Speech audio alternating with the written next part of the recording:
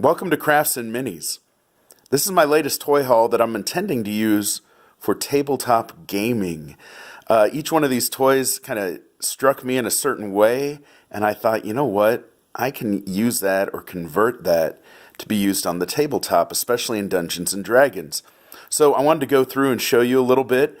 This was a special haul because it's Black Friday, and I went to my local vintage stock store that sells used movies and games and toys and different things like that. And I got there just before their sale was over, so they gave me the credit to take 33% off any used thing I bought, and all these were used toys. And I laid them out here to show you and to talk about just a couple of things that I'm planning on doing. Now, when you get a toy that you're intending on maybe using for the tabletop, there are certain things I like to look out for. First, look at the hands. So hands are super important because those can really tell right away the difference between what's going to obviously look like an action figure and what can maybe, with a little bit of work, be passable on the tabletop. And the reason I like this guy in particular is because his hands are closed fists. So a closed fist, instead of like that kung fu grip ready for some sort of weapon to hold, like so many different toys have. So this guy has a basic body that I think I could work with. You know, the joins always for the legs to the body are a problem area for action figures, and of course any joints are, but I'll show you in other videos how I deal with that using some milliput and getting after it. But the head is horrible on this guy. I have no idea why that's his head. I don't know what this is from, but I'm going to take that off, swap it with another head, and you'll see that hopefully in another video. But then there were other guys that are solid, and I know some of you are going to know where this stuff is all from. This might be Gears of War. I don't know. Love playing that game with my buddy. And this actually would fit on a 50 millimeter base, so a large size creature. And if I straighten out the knife just a little bit, that might be passable with a new paint job. I'd consider doing a head swap, maybe doing a little sculpting, but I don't think so. I'm going to try to pass that off on its own. Now, unlike this guy. So this guy maybe could be like a stone giant or something, but it would fit also on a large size base, 2 inches or 50 millimeter. But the head just doesn't look right on the body. It's one of those Funko toys, which I have Funko Pops, and I love those, but I just don't think that looks right. So I got 2 of those guys, and I already took the head off, just twisted it off of this one. And what I'm planning on doing here is using this head on this body. So Funko Pops are great, but the heads are so distinct, as you can see. And this is an example of what so many of their heads are like this big blocky look with the great big eyes, and that's all great. But they have a body underneath. And, I'll take it off the base, which, look at stuff like this. So this base, that's going to be perfect to transform into a little platform for an altar or some sort of summoning circle or something. So that's great to be able to get little pieces like that, throw them in your bits box for terrain, and then use them later. But I look at the Funko Pops and I look at the body. Now, honestly, I didn't look closely enough at this outfit on this body. I was looking more at the hands. I love these hands. They just look really good. And so, especially that kind of raising up motion with the one hand, with his right hand. So I was thinking, okay, you take the Funko Pop head off and you put on this head, and that is a horrible picture, but you'll see it in a later video. That could hopefully be something. Now, these Disney Infinity toys are interesting, right?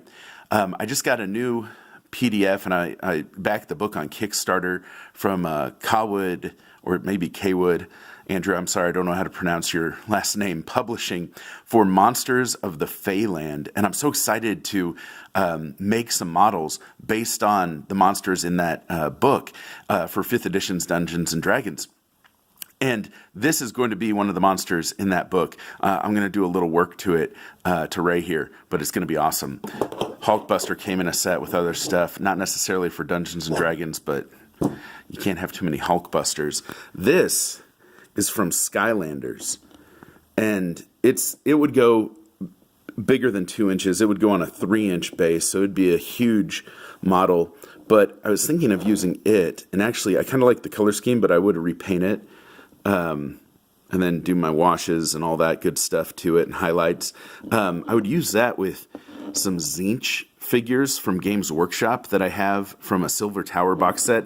I love bargains on minis and games, and I got a great bargain at another game store in town on the Silver Tower Warhammer Quest box set that has those Zinch Beastmen, and they have a really cool vibe and a little Egyptian-like, and this would go perfect as kind of a huge boss for that type of set.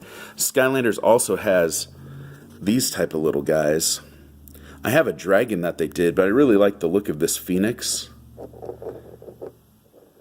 Now you notice the bases are on there, so what you got to do is something like this. You got to commit.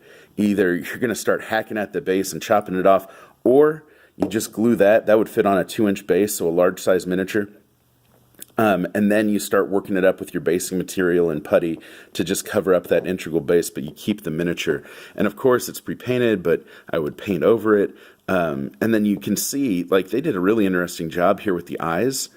And that would actually be something similar I would want to maybe do for when I repaint it, because they put the little pupil up front, and it looks like that could be a whole eye, that big red spot, but really, they made it look like it's just a smaller eye, so that was kind of cool. This guy, I love. Just a little rock-looking creature. I could see some Orc War boss having him as a pet. Be awesome. He's a large-sized creature. Now, speaking of like Funko Pops, this is a Demodog from Stranger Things, and I got this not for the body, although I really do like the body, and I'll have to see if I can salvage it, but I might be covering it up because I have plans to make another creature from Monsters of the Feyland out of this, which is going to be awesome. Now you notice this is a Funko Pop too, but it's a different type. It doesn't just have the spring connecting it to the body. So I'll have to do some work there. Here's another one. Can you say dragon head? Right? Right? Ah, that could be awesome. Now, it's on this body, so I would take it off the body, salvage the body for some other creature later on, but it would be great. Now, some of these just, I don't know, I got from maybe various pieces, like from the old Gargoyle show. What's cool about this guy is, one, look at his hands. His hands, that one could fit a weapon, but they're not obviously weapony size, but these legs are amazing for potential other conversions, right? That you take those off and stick them on, because, you know, it's got the classic old school action figure look where, yeah, the joins are just so much work to do right. Now, it's got cloth there on his loincloth, the folds that you could work in, and just basically give him a full loincloth, and maybe that would work, you know, but I don't know. Those are the type of decisions that really, unfortunately, caused me to push a figure like that way to the side until I have a very, very, very specific project that's worth working on, something that is that much more work. Here's a little guy. He'll actually fit on a medium-sized base, and that's cool.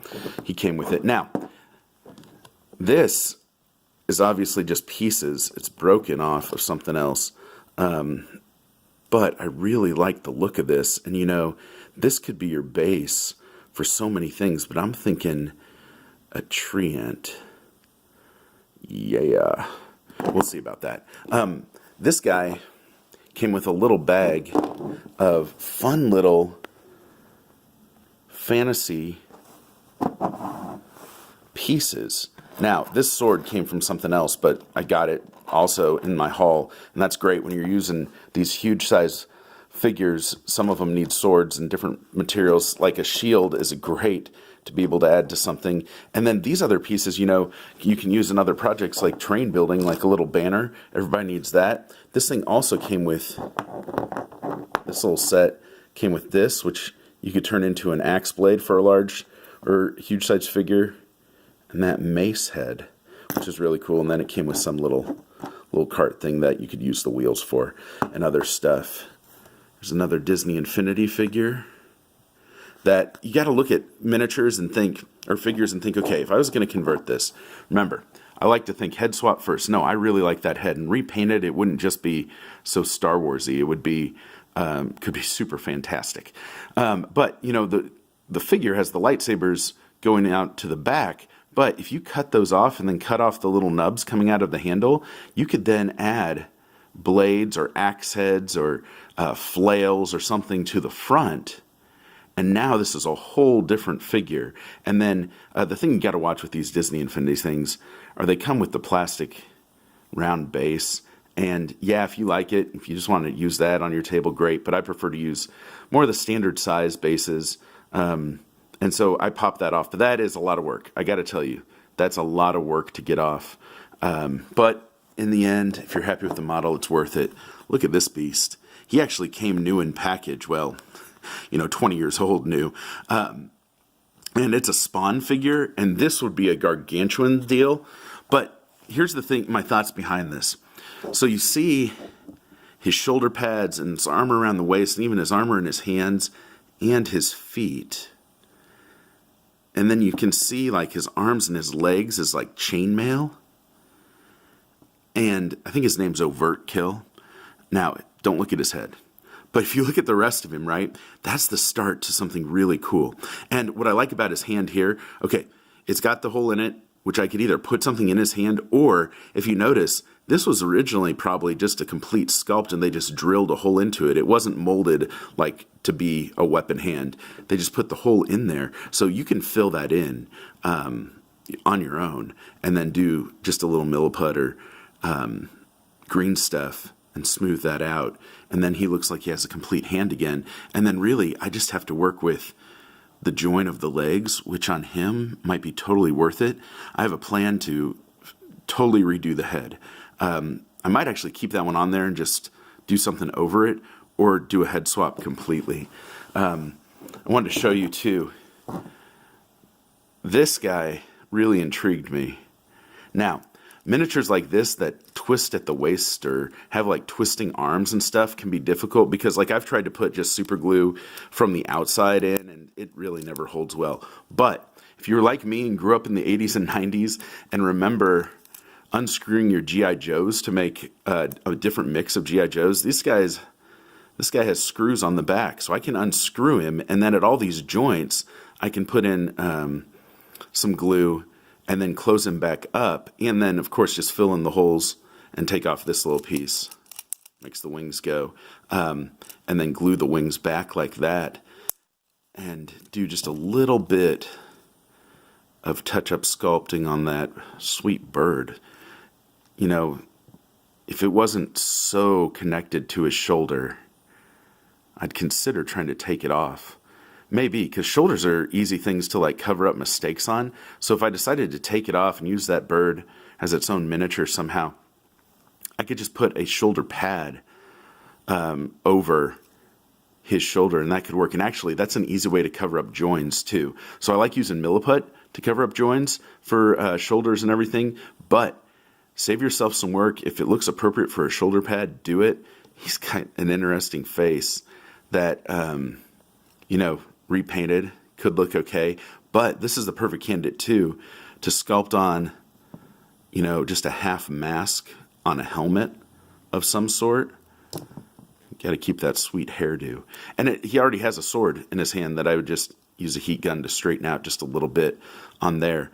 And maybe keep the bird on his shoulder. Maybe not, though. Actually, probably not. Would make him a little more versatile figure in the end. So, you might have seen it already. The Balrog.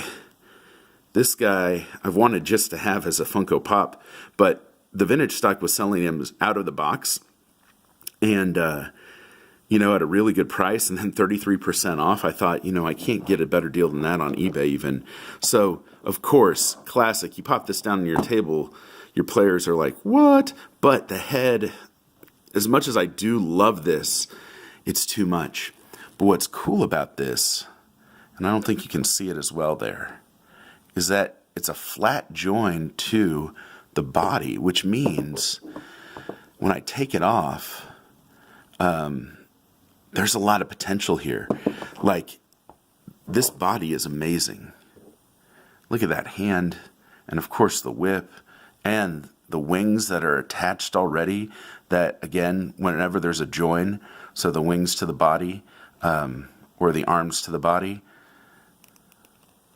or like the legs to the body or the tail to the body, use a little Milliput, smooth that out. That will actually make it look tabletop appropriate. But, that's just going the extra mile. You can do whatever you want.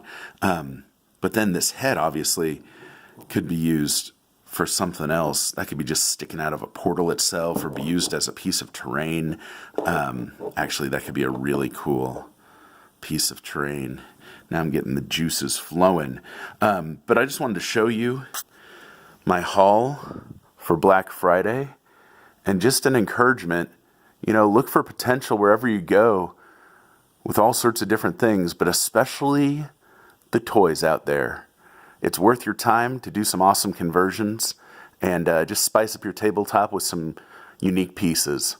Go get after your hobby.